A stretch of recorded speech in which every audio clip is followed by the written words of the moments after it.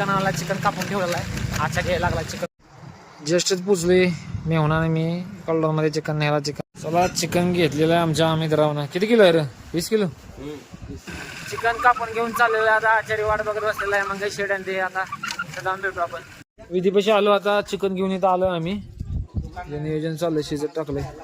बाबू आलेले तिथं. शिजवायला पण टाकले. गच चिकन माल आणलेला आहे संध्याकाळच्या नियोजनासाठी.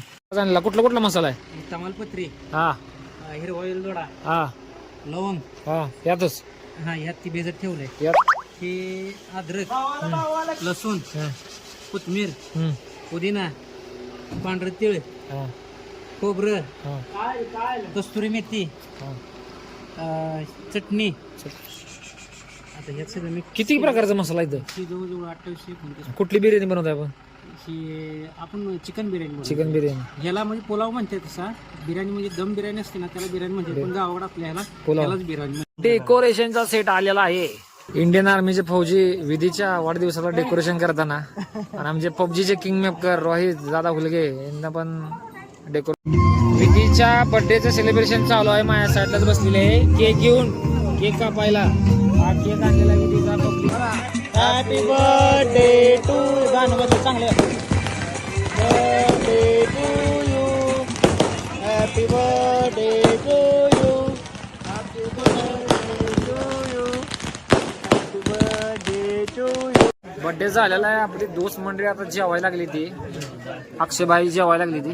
अक्षयबाई कसं नियोजन होतं? एक नंबर. फौजी नवीन लग्न झालेलं आहे. ताजे दमाचे फौजी कसं गारठे पाण्यात कसं नियोजन झालंय? एक नंबर आहे. Quality and quantity. Quality quantity एक नंबर आहे ना. होय शेट कसं काय नियोजन?